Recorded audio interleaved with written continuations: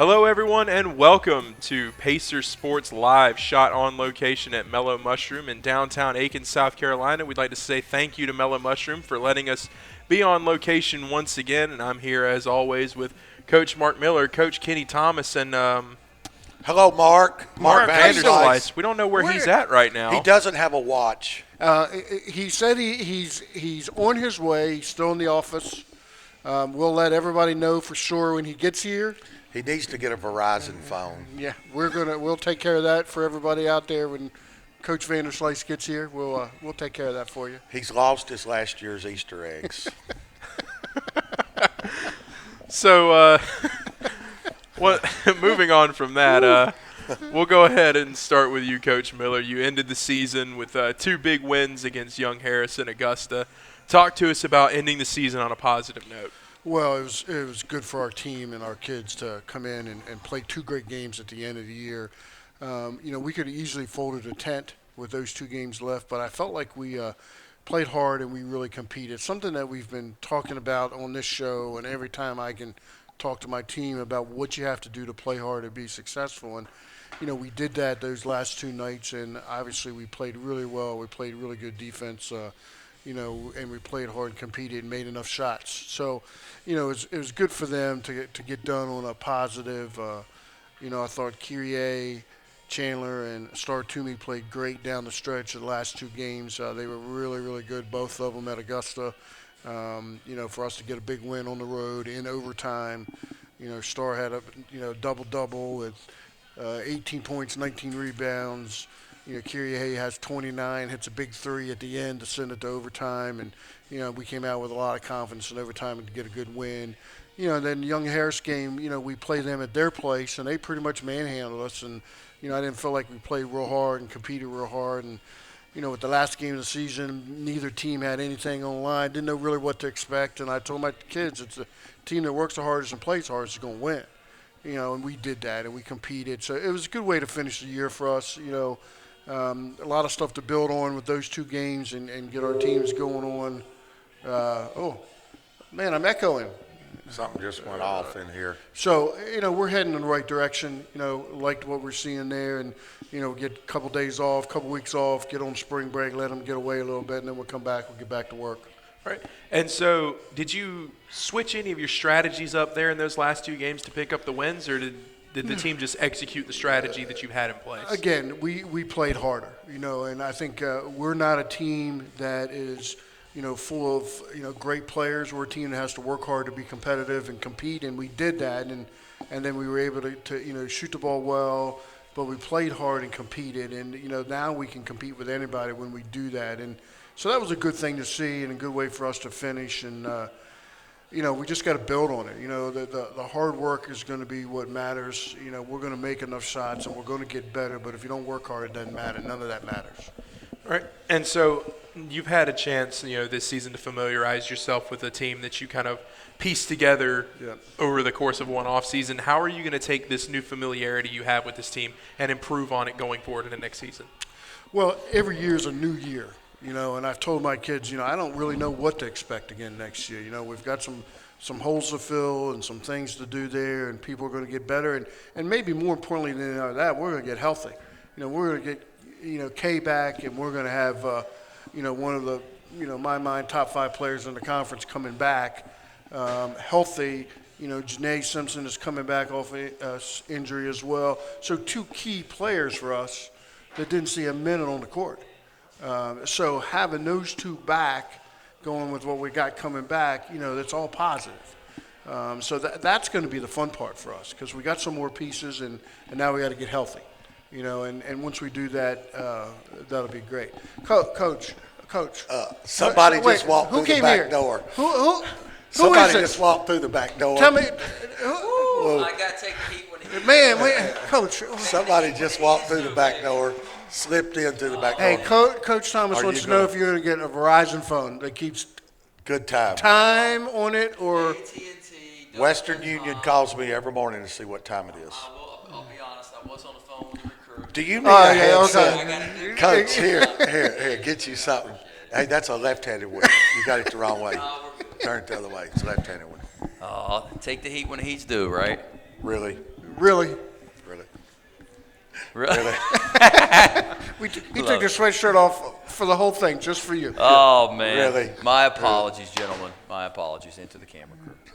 Hey, your apology is That's all right. We're not done yet. We got another 35 minutes. We'll go ahead. We'll go. We got some more. Gotta make up for We got it. some more for you. Gotta You want to make go up ahead for and ask Coach Vanderslice, since he's arrived, Right. what his status is here now at this We'll point. go ahead and we'll I take just the figured recap I'd double the segment. time since go Kenny ahead, was Coach. late. We just last throw week. you to the wolves as you walk through the It door and happens. you're up. No pressure There's or no throwing anything. me under the bus. I No, did we're this not one. throwing you under the bus. We're just getting you Just moving. letting it roll over. Yeah, we're is just, really just all it is. getting the just game said- moving. I just said you was lost as last year's Easter eggs. That's all. I said. Oh, man. It's quite possible that's the case. And so, and again, as Coach Miller mentioned, what fantastic timing. His recap just coming to a close. Am I up? You're up. You're up. right, No let's pressure or roll it out. anything. No pressure. Let's do it. Let's impromptu it. Just Absolutely. my guess is how the season went. Yes, sir. All right. Well, it was 16-12. I think was our final record. I think it was as predicted, but as a competitor, as a coach, it's not your expectations. We're always in a position where we want to compete for the championship. We came in 5th, one place out of 4th with Augusta. And was that what I really wanted? No. Was it predicted? Yeah. But we're in a position to where we have 3 returning starters this year. This past year we lost 4 starters, and we had a lot of fresh faces. So we're in position to really do some big things for next year. But the way that the season ended off, we did beat Augusta on the road, which is a big deal for us. Anytime you beat a rival, I think that we mentioned how the scouting report goes. When you're playing a rival, a lot of the scouting report is out the window. The intangibles are in play, and energy and toughness and making winning plays in the last 4 minutes comes into the equation. So we did that against Augusta. We carried the momentum into Clayton. We're up 12 with 15 minutes left, and started to slip a little bit, and we never really regained that momentum until it was a little too late. Cut it to 3 and had a last possession opportunity and came up short. But semifinals is where we ended up, 16-12 overall, and we look to improve and branch off of it and get better for next year. Okay. And let's talk about that win over Augusta. How does it feel for you as a coach to finally get that big win over the rival? I mean, you know what? That question was asked a few times. I mean, I'd be lying if I'd say it was something that wasn't pleasing, especially on the road. You have an opportunity to do it, and you do it on the road. But it was a long time coming. Our first year was a rebuilding year. The next 2 years, I think 4 out of 5 games that we played were won and lost by, or were lost by 5 points or less. So. It was nice, but at the end of the day, it's just another game. And as I've always said, momentum isn't your friend or enemy. You create it yourself. And sometimes that holds true with our guys. And if they know now, hey, we go on the road. I think somebody told me, and I don't know if this fact it holds true or not. Somebody told me that was only the 4th win at Augusta for the men's team in the last 18 years. I don't know if that's a good or bad thing for us, but hopefully we change that. And that's something that's not something that we think about here in the future. All right. Thank you so much, Coach. And we'll wrap things up with you, Coach Thomas. Tell us about how the team's been since the last episode, and give us a bit of an update. Well, I think at our last episode we were getting ready that week to play Francis Marion on the weekend, which is a rival. I have a hard time understanding who our rival is. They're all rivals to us. I mean, I don't think none of them like us. And it's every weekend it's another rival. But what an exciting weekend that was. We hit a walk-off home run on Friday night to win the game in the last inning with 2 strikes, 2 outs, and hit a home run, 3-run homer to win the game. And then Saturday we pitched extremely well and won 4-1. And then on Sunday, we get another walk-off home run from a pinch hitter, a freshman pinch hitter, only his second at bat, Brady O'Neill, only his second at bat, college at bat, and hits a walk-off home run. So it was a great weekend. Obviously, jumped out there 3-0 in the conference, felt pretty good, and then we had midweek game against Emmanuel, and started out as a close ball game. We swung the bat well and kind of took the game in hand, and won that easily. Then we got Georgia College this past weekend, and a lot of things didn't go our way on Friday night, and arguably maybe one of the best, if not the best pitcher in the league pitching against us that night, and we don't hit, and it was kind of a weird series. And then on Saturday, we just let the game get out of hand. We didn't control the game on the mound, and they're one of the best Georgia College, one of the best two-strike hitting teams I've ever seen. They're actually better hitters with 2 strikes. I was telling Coach Miller that before the show tonight. I've never seen anything like it. They totally changed their approach, and Friday night they had, I think, 17 hits, and 12 of them were 2-strike hits, and it was crazy. I've never seen anything like it. We couldn't get past. We'd get 2 strikes on them, and they'd ground one, hit a ground ball through the infield every time almost. It was crazy. They had I think 6 RBIs that night on Friday night with 2 strikes. It was crazy. But then yesterday we come out and we played really well. We fought hard. We were down in the 8th, 4-2. We scored 3 runs in the 8th and ended up winning it in 5-4 game. So we're 4-2 in the conference. We're 11-6 overall. Would we have expected to be 11-6 at this point? No. That's a truthful statement. We would not have expected that. But we just haven't played our best baseball yet, and we're hoping to get there soon. But again, if we truly go by our motto that we say in the locker room every day, we're trying to get better every day. So if that's the truth, and that happens, then we're going to continue to get better the rest of the year, and we still got a long way to go to be the team we want to be. But it's been a little frustrating at times because we have not achieved like some of our guys are expected to achieve, and we haven't pitched like we wanted to pitch. We haven't hit like we wanted to hit. But one thing we do is fight now. I mean, we will fight, and we will play hard, and we will fight to the end, and that's a good thing, because hopefully one of these days everything's going to come together. We're going to start hitting, and we're going to start playing defense. We played pretty good defense, and we're going to start pitching like we know we can. And if all that happens and we keep fighting, we'll still be a good team at the end. Okay. And so what are you looking to correct and polish, specifically going into the games against North Georgia this weekend? Well, we've got to quit striking out so much. That's one of our issues. The way I judge good hitters is I usually look. The only stat I ever look at is how you hit with runners in scoring position, and the second stat is your strikeouts to walks. And if you go and look at good hitters in baseball, they're usually pretty even on their walks and strikeouts. They're pretty even. And we're a little off balance there with some of our guys, and some of them are way off balance. We're striking out way more than we're walking. So we've got to correct that. We've got to get that corrected. And then we've got to, we're starting now to figure out the roles for the pitchers. We're at least getting to that point. So now they're starting to fall into their role. We got to have them perform, and we got to have them do what they're supposed to do, because we expect them to carry us, and they need to carry us. And so far, we'll have a great pitch game, and then we don't have a good pitch game. So we got 5 games this week, and that's kind of a unique thing. But we play tomorrow night and Wednesday night, and then we're home all of them, and then we're at home this Friday, Saturday, Sunday. So it's a big week for us, no doubt. Big week for us. If we can take care of business this week, we're going to be on a little bit of a roll when we go on the road next week. So. All right. Thank you so much, Coach. And so we're going to take a little bit of a short break, and we'll be right back after this. Stay tuned. How did men's basketball team fare in the PBC tournament? What's the latest on softball, baseball, men's and women's tennis? Find out next in the Pacer Minute. The USC Aiken softball team had a pair of games last week coming at Carson Newman. The Pacers return home for the first time since February 18th this afternoon when they host Coker at 3 p.m. USC Aiken hosts Wingate tomorrow at J.H. Satcher Field starting at 2 p.m. The USC Aiken baseball team split 4 games last week, defeating Emmanuel 21-4 before picking up a victory in the series finale against Georgia College. Niall Goings highlighted the week with 4 round-trippers. He batted over .500 for the 4 games.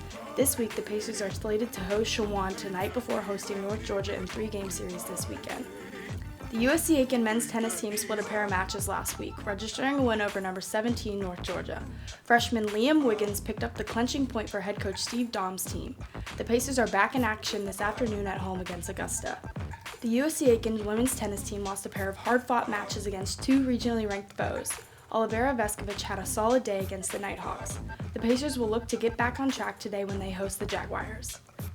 The number 12 and 23 USCA golf team is fresh off hosting the 21st annual Cleveland Golf Palmetto Intercollegiate. The team returns to the links March 19th and 20th at Bobcat Invitational. The squad needs a good showing in order to tighten its spot in the upcoming NCAA regional tournament. The USC Aiken men's basketball team posted a resounding 89-79 win at Augusta in the PBC quarterfinals last week as Paris Ballinger scored a career high of 23 points. It marked the first postseason win for the program since the 2013-14 season. The Pacers fell to top-seeded Clayton State in the PBC semifinals 73-70. Donnell Dean and Marcus Terry earned all-league honors. The team graduates just a handful of student athletes and looks to be a power next year in the region. I'm Allie Smith, and we return in 2 weeks since next week's spring break. Continue to like, share, and retweet this video and everything else involving Pacer Nation.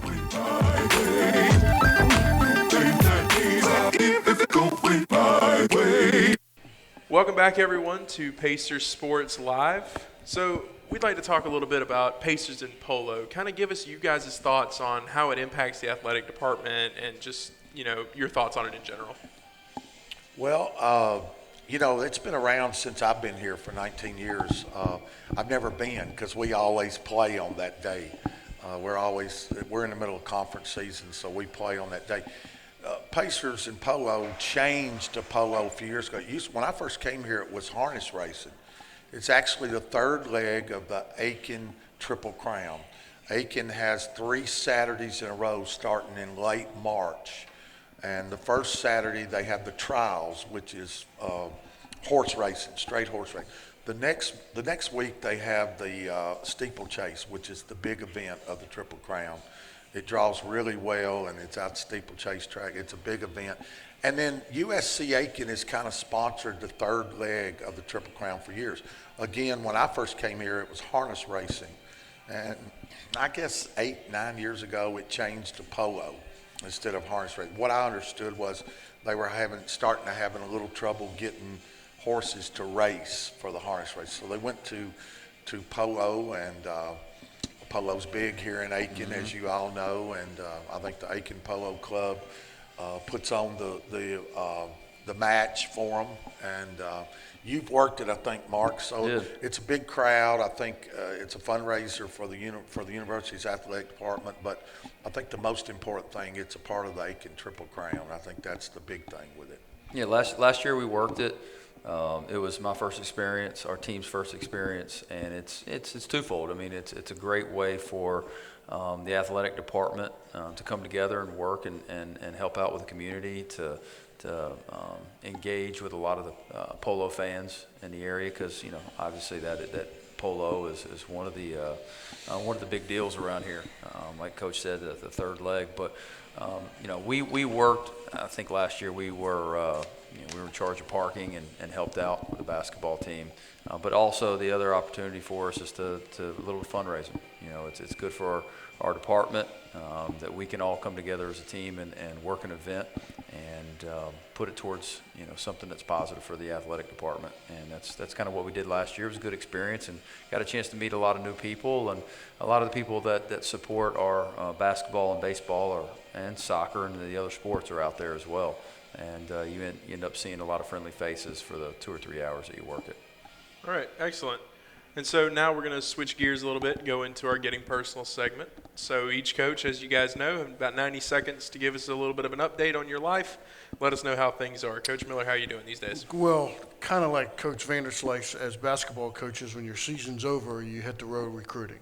So for me, it's hitting the road recruiting. I'll be out starting Wednesday this week for a couple days. But also for me, it's a chance for me to go watch my son play baseball and my daughter play softball. So all weekend I've got to. Everybody's been teasing me all day because of my suntan. I'm, tan from the neck up, but I was out watching softball and baseball this weekend. So obviously a fun time for me to be able to do that and watch my kids with my wife, and just fun. And then I get on the road recruiting, so we're excited about that as well. Excellent.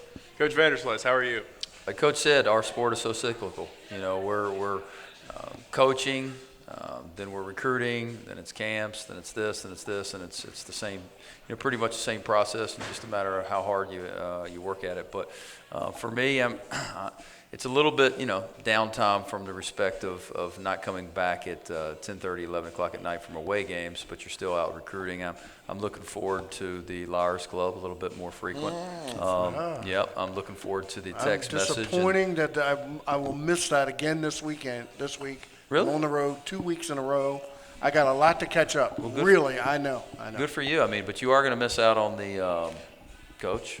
Improvise on what our text message is going to be before this Friday. It will probably the fried shrimp has been so popular. Has it? It's going to be hard for her not to have the fried shrimp. Well, I just want to throw a personal plug out there that we're gonna end up putting a sandwich out there that doesn't have a name, but I've given it a name. It's called The Works, and it's a grilled chicken sandwich with everything on it: slaw, chili, tomatoes, everything. All right, so I'm throwing a plug out there for Miss Judy. Go to the Liars Table on Friday. You think people know what we're talking about? No, but hey, you know what? If they watch our show, it is one of the funnest things on Friday afternoons. I will tell you this: it goes from 11 to about 1:30 on Fridays, and it's at a car dealership right around the corner from the university, and we have fun, don't we? It is I've had to. time. When we were playing those 4 o'clock games, I'd have to leave by 12. But the 6 o'clock game, last week I got to stay a little longer and hear a few more lies. But people come and eat, and my wife has a business that's a food truck. She owns a business, and so anyhow, it goes on Fridays down there to the car dealership, and we have made a table there, long table. It keeps getting longer, too, by the way. It keeps getting longer. It does. And it's called the Liars Table. So my staff, his staff, we all go down there on Friday afternoons, and it's it is. And I talk about it from the 90-second personal life, because a lot of times during the year I don't have the opportunity. We have practice, but this is a great way to go out, not only get great food, but to support other teams and other people, and that's what USC Aiken's all about. There's people that come on Friday that care about USC Aiken athletics. That's right. That's what's the positive of it. When you come down there to eat, you're gonna see a lot of USC Aiken fans. That's right. And they're gonna ask these coaches about their game, what's coming up tomorrow night or the next night, and it's just a lot of fun. We have a lot of fun. Great time. We do. It gives us a little chance as coaches to get down there and sit and talk and have a little fun. So it will be fun this summer when we're all on a little bit of a more downtime. But so McKinney he gave his 90 seconds already. Does that count as your 90 seconds? Absolutely not. Well, then please give us an update. My 90 seconds is, I've really enjoyed the Liars Table down there. I enjoy the fried honey bun, and I enjoy the fried shrimp and the fish and the burgers. Now, obviously we're in the middle of the season, and so it's very little sleep. Very little sleep at night, and our sport, we play at least 3 to 4 nights a week. So, it's great times. You get a lot of Waffle House at 11 and 12 o'clock at night, and I heard Coach Vanderslice talk about getting back to the school at 10:30 at night. We get back about 2 in the morning. Usually, is what happens. Especially doubleheaders. Especially then if it rains and have a rain delay, whatever. But I went through 3 weeks. Miss Judy's birthday was last week. The week before was our anniversary, and the week before was Valentine's. Congrats. So I bought her this swing for the backyard that she wanted. It's a wood, and now I need somebody to come put it together, please, because I haven't got time, and I'm not mechanically You're not smart a enough to build no dadgum swing. Really? But I really do want to swing in it. It's got a whole frame, it's really nice. So I bought it for a combination there, and hopefully we'll get it put together soon, and I can sit in the backyard It at ain't 11 o'clock happening. at night and swing. When's the season over? July. July? It ain't happening. Come on. It's not going to happen. Not until July. Anyhow. So now we're going to switch things up. We're going to go into our Outside of USC Aiken segment. We've got another debate topic this week. Coach Miller and I have already started talking about it a little bit. He didn't agree with me, which I didn't expect him to. So this week's topic is, who is the greatest athlete of all time? And Coach Thomas is taken off the list. Oh, Coach Thomas is not available. He's not for selection. available for conversating. about. Pre-knee injury. We know afterwards. Right, yeah. The knee I injury. told him a few things. Yeah, we can't. But he did that wasn't good enough. Well, Who answers first? Go my ahead. choice, and these guys here, when I brought it in, they didn't even know who this guy was. I knew the name. Really? He didn't even know him. Now, you would know, and I think you will know, but I'm going to go with Jim Thorpe. Oh, yeah. Really, Jim Thorpe, huh? Jim Thorpe.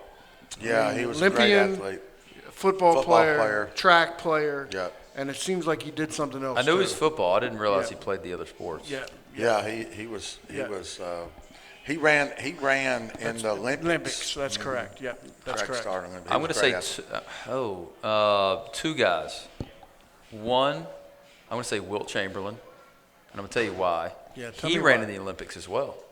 He was a 100-yard dash. Really? Yep. I ran the 110-yard hurdles, didn't Wilt Chamberlain is a super athlete. If you go back and look at his history, he was in the Olympics as well. Really? I didn't know that he was Yeah. in the Olympics. Obviously, on top of his basketball skills. The other one, I'd say, Bo Jackson. Yeah, he was an that's athlete. Yeah, that was one that we talked about You earlier. can play Bo two Jackson. And be great at major, Great. major Great. league Yeah, sports. he just wasn't good. He was great. And he was And what? He's an injury away from. I mean, is he Hall of Fame? Is he Hall of Fame, bro? He's Hall of Fame football. I don't think he's in basketball. Yeah, I don't think he'll make it Or in baseball. Baseball. Yeah, he couldn't. But he was an injury. He got hurt, right? Yeah. Yeah. I mean, just Hip- imagine hip if he injury. played 10 years of baseball and 6 years of football, what he could have done. Yeah. That's really hard to believe that somebody could do those two things in the major league. And Well, be you- so good at Well, it. you know, you think about it. In the '90s, there was a few of them. There's not anymore, is there? No. I mean, is there any multi-sport athletes Well, that they are currently Russell playing? Wilson is currently on the Trying. Yankees roster Yeah. at spring training right now. He got struck out the other day by my Atlanta Braves, Max Fried. Throw that in there really quick. But Well, the he's last not one a- I can remember was Atlanta Braves. Dion. No, Deion not Sanders. Dion. After him, wasn't as highly touted as Dion. Deion- Brian something. Brian Jordan. Jordan. Also Brian Brave. Jordan. Yeah. Yeah, Brian Yeah, he Jordan. played both Yeah, Brian sports. Jordan. Also a Brave. Well, you got Tim Tebow now. Tim baseball Tebow does player. not count. Tim He doesn't? Tebow does not count. Well, if we're counting that, we count Michael Jordan. And we can't no, count that. Michael Jordan doesn't count either. Yeah, that's what I'm He was, saying. he was on the field, but he didn't play baseball. Yeah, he was the best of his sport, but I don't know if I held- consider him the best athlete. I held the He state batted record. like 190, I think, in baseball. I held the state record 110-yard hurdles, 5 minutes. Stop. We 5 keep go- minutes. We I keep got going back to disqualified. those. We keep going back to those. You know, you've been on fire all day for that. and He's they definitely just been in keep- rare form. He has been. I held right. the state record. So what we got, Coach Kenny? Well, you know, I was, of course, I like baseball, I guess, obviously. I thought Johnny Bench was one of the greatest players of all time. Johnny Bench started the one-handed catching. Before Johnny Bench's time, all catchers caught two-handed. He started the one-handed catching. And what a great athlete he was. To catch that long in the big leagues and to hit what he did in the big leagues is absolutely amazing. But I got to go with a guy, when I worked with the St. Louis Cardinals before I went into coaching, college coaching, this guy was the ultimate game saver, and I still call him one of the greatest there ever was. That was the Wizard, Ozzie Smith. Ozzie Smith was shortstop, and, one of the best of all time. One of the best of all time, saved so many runs, and I tell this story in camp a lot of times. Ozzie Smith, when I worked with the Cardinals, I saw this personally, so I can tell you he did this. Every day of the world, Ozzie Smith would go out early at practice, before batting practice, and he would take tennis balls and he would throw himself 100 to 200 short hops off the outfield fence. And he would field them backhand, forehand, short hop himself. He didn't just wake up one morning and happen to be the greatest shortstop to ever live. He worked at it, and you know, he could hit those dramatic home runs in the playoff when he wasn't supposed to be a hitter. Contact. Saved so many runs. It was just insane. And so I like to think about, when I think about greatest athletes, I like to think about those guys that worked hard to get there. Now, Jim Thorpe was one of them. He worked hard to get to that point. So if one of an Ozzie Smith, then you got to throw a Cal Ripken into it Cal because Ripken of his too. work ethic and how he believed in going to work every single day. You know, he's not going to be the greatest shortstop of all time, but you got to admire the fact that he went to work every day. I guess you do have to throw longevity in the equation. Yeah, longevity. Longevity means a lot, and that's the reason I mentioned Johnny Bench. I mean, you can't guys that catch that long in the big leagues and hit what he hit. I mean, that's absolutely amazing. I don't think you see guys that do that anymore. And but by the way, Sean Miller, remember our shortstop 3 years ago, has played the last 7 out of 8 days with the big league club in spring training with the Twins. He played third base today, played shortstop yesterday, and played second base the day before. So 7 out of the last days he has played in the big leagues with the big clubs. So we're very proud of Sean. He was here, preseason working out on our field every day, and I got to watch one of his at-bats on Ben Donat's phone a while ago. It was really pretty neat to see Sean hitting in the big leagues. So we wish him luck. Probably not going to be on the big league roster this year, but takes time. He's played a lot. He's played 7 out of the last 8 days, so that's pretty good. Pretty good. As expected, you guys all went old school players. Players that were frankly before my time. Really? So I went with a newer player, baseball player like Coach Thomas. I went with Mike Trout. Ooh, yes. Because Mike Trout is the only player that I can remember that can do every single thing possible in his sport and do it well. Not just well, but great. Yes. He's a power hitter. He can hit for contact. His OBP is always high. He steals bases. He's got a great glove in the outfield, and he's got a cannon for an arm. Yeah. He does every single thing that you could possibly want a baseball player to do it, and he does it. And he doesn't complain. He's not a talker. He's not a big personality guy. He just goes out there, and he just is the greatest player in baseball, in modern baseball. And I don't think there's really a question. A lot of people are, switching their opinions and saying, Aaron Judge, because he hits 50 home runs a season. But, I mean, he doesn't offer what Mike Trout does. No player does. And I've never seen a player. That's a very good choice. I mean, when I worked for the St. Louis Cardinals, we talked about the 5 tools. You just named them. If we found a guy that had 2 or 3 of those tools, he was a prospect. Mike Trout has all 5. You're exactly right. Mike Trout has all 5 of those tools. It's amazing. So what is the definition of athlete? Is it jump, vertical, speed? Is it skill? Everything. I mean, it's all of the above. I think it's all of the above. I mean, it's also got to be a person that has had some success. Yeah. And whatever it is that they're doing. Some people, you talk about Jim Brown being, Michael Jordan. Michael Jordan. Like you got to have some success, in my mind, to be a great athlete as well. And Coach Miller and I were talking as well. You look at a player like Serena Williams. I mean, no other athlete has ever dominated their sport the way that she has. That's true. Yeah. And there are players who are, doping and can't even compete with her. Well, Roger Federer, if you want to talk about tennis. Roger Federer, Michael Phelps even. Yeah, Michael Phelps. That's true. I mean, there's a lot of choices. I think Coach here had a good point. I think longevity, when you start thinking about the greatest athlete, you have to consider a little bit of longevity. Because small windows of time, you could add a bunch for small windows. Yeah, I mean, like we talked about Bo Jackson. I mean, he's an unbelievable athlete. He has his own 30 for 30, right? I mean, but he didn't. Did he last that long? I mean, Bo Jackson, not really. Yeah. Nor did a player like Barry Sanders. I believe Barry Sanders, I don't even think he played 10 years. Yeah, wow. Calvin Johnson, the wide receiver for the Lions, he's one of the greatest wide receivers I've ever seen. He only played 10 years. Mm-hmm. Yeah, but I think, it's different. It's one thing being the greatest at your sport. Right. Yeah. There's a difference between being greatest at your sport and being a great athlete. Yeah, that's why I posed that question. Line. What is the definition of? Because you could even look at a player like Tom Brady, who is arguably the greatest quarterback of all time. But we know he's not a great athlete. Yeah, yet still somehow the most unathletic human being I've ever seen in my life. Yeah. He can't run. He can't catch. Well, Peyton Manning was like that. Exactly. The same way. Kurt Played Warner on- was the yeah, same way as yeah, well. yeah. Just unathletic, but they have these instincts, and that's what allows them to be so successful in their Well, sport. and it's you put them someplace else, and they're just everyday A guy, Joe. yeah. You put them in their sport that they've grown up in, being successful in. Yeah, they're it's gonna funny. You go think one of way. Tom Brady, you think of greatest quarterback of all Greatest time, but you quarterback, don't yeah. think about.